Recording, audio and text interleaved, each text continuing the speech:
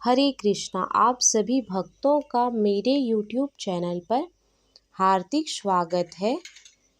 श्री हरि विष्णु की कृपा आप पर और आपके पूरे परिवारजनों पर बनी रहे। आज की इस वीडियो में आप जानेंगे आषाढ़ मास के कृष्ण पक्ष की एकादशी व्रत कथा। इस एकादशी में एक एकादशी आषाढ़ मास के कृष्ण पक्ष की एकादशी है, जिसे योगिनी एकादशी कहते हैं। योगिनी एकादशी उपवास रखने से समस्त पाप का नाश होता है तथा इस लोक में भोग और परलोक मुक्ति भी मिलती है। योगिनी एकादशी बहुत पुण्य फल देने वाली है। एक बार की बात है, महाभारत काल की बात है। एक बार धर्मराज युधिष्ठिर ने भगवान श्री कृष्ण से कहा, हे त्रिलोकनाथ, मैंने जेठ मास के शुक्ल पक्ष की निर्जला एकादशी की कथा सुनी है। अब आप कृपा करके आषाढ़ मास के कृष्ण पक्ष की एकादशी सुनाइए, कथा सुनाइए। इस एकादशी का नाम तथा महत्व क्या है, सो मुझे विस्तार पूर्वक बताइए। श्री कृष्ण ने कहा, हे पांडु पुत्र, पांडव पुत्र, आषाढ़ मास के कृष्ण पक्ष की एकादशी का नाम योगिनी एकादशी है। इस व्रत से सभी पाप नष्ट हो जाते हैं। यह व्रत इस लोक में भोग तथा परलोक में मुक्ति देने वाला है। हे धर्मराज, यह एकादशी तीनों लोकों में प्रसिद्ध है। इसके व्रत से सभी पाप नष्ट होते हैं। तुमसे मैं पुराण में कही हुई कथा सुनाता हूँ, ध्यान पूर्वक सुनो, श्रवण करो। कुबेर नाम का एक राजा अलकापुर नामक की नगरी में राज्य करता था। वह शिव भक्त था। उनका हेममाली नाम एक यक्ष सेवक था, जो पूजे के लिए पुष्प लाया करता था। हेममाली की विशालाक्षी नामक की अति सुंदर स्त्री थी। एक दिन वह मानसरोवर से पुष्प लेकर आया, किंतु कामासक्त होने के कारण पुष्पों को रखकर अपनी स्त्री के साथ रमन करने लगा। इससे भोग विलास में दोपहर हो गई। हेममाली की राह देखते देखते जब राजा कुबेर को दोपहर हो गई, तो उसने क्रोधपूर्वक अपने सेवकों को आज्ञा दी कि तुम लोग जाकर पता लगाओ कि हेममाली अभी तक पुष्प लेकर क्यों नहीं आया है। जब सेवक ने उसका पता लगाया तो राजा के पास जाकर बताया, हे राजन, वह हेममाली अपनी स्त्री के साथ रमन कर रहा है। इस बात को सुनकर कुबेर ने हेममाली को बुलाने की आज्ञा दी। डर से कांपते हुए हेममाली राजा के सामने उपस्थित हुआ। उसे देखकर कुबेर को अत्यंत क्रोध आया और उसने होठ फड़फड़ाने लगे। राजा ने कहा, अरे अधम, तूने मेरा परम पूजनीय देवों के भी देव भगवान शिव का अपमान किया है।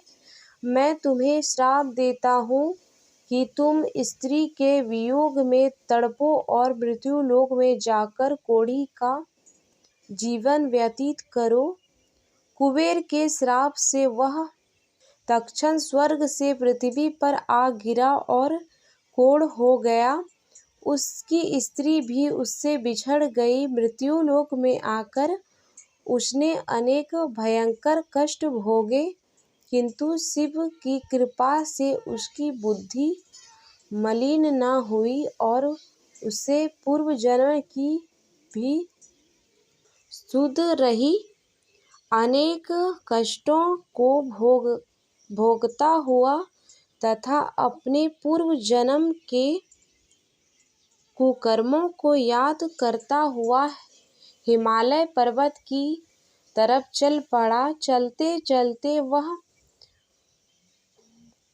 मार्कंडेय ऋषि के आश्रम में जा पहुंचा।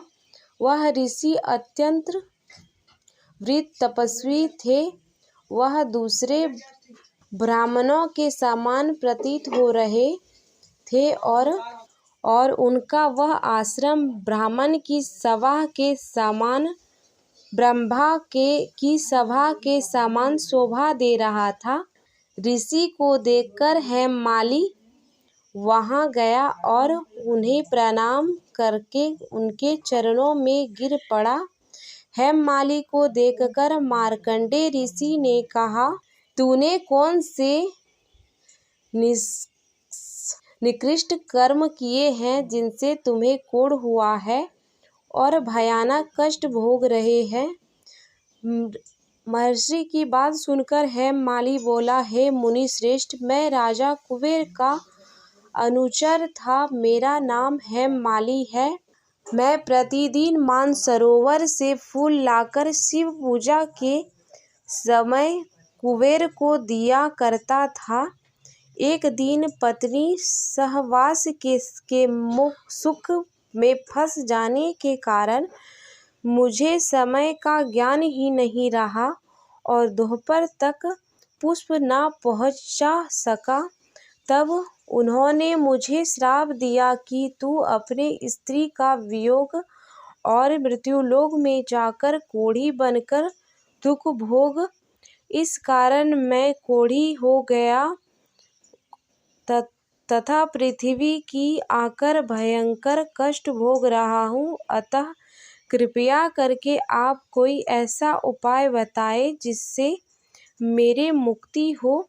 मार्कंडेय ऋषि ने कहा, हे हेममाली, तूने मेरे सम्मुख सत्य वचन कहे हैं, इसलिए मैं तेरे उद्धार के लिए एक व्रत बताता हूँ। यदि तुम आषाढ़ मास के कृष्ण पक्ष की योगिनी नामक एकादशी विधि पूर्वक व्रत करोगे तो तेरे सभी पाप नष्ट हो जाएंगे। महर्षि की वचन सुन हेममाली अत्यंत प्रसन्न हुआ और उन्हें वचनों के अनुसार योगिनी एकादशी का विधि पूर्वक व्रत करने लगा। इस व्रत के प्रभाव से अपने पुराने स्वरूप में आ गया और अपनी स्त्री के साथ सुख भोग करने लगा। भगवान श्री कृष्ण ने कहा, हे राजन, इस योगिनी एकादशी की कथा का फल 88,000 ब्राह्मणों को भोजन कराने के बराबर है। इसके व्रत से सभी पाप नष्ट हो जाते हैं और अंत में मोक्ष प्राप्त करके प्राणी स्वर्ग का अधिकारी बनता है। तो ये थी योगिनी एकादशी की कथा। यदि आपको यह जानकारी अच्छी लगी हो, कथा अच्छी लगी हो, तो मेरे चैनल को सब्सक्राइब करें और मेरे वीडियो को लाइक करें। धन्यवाद।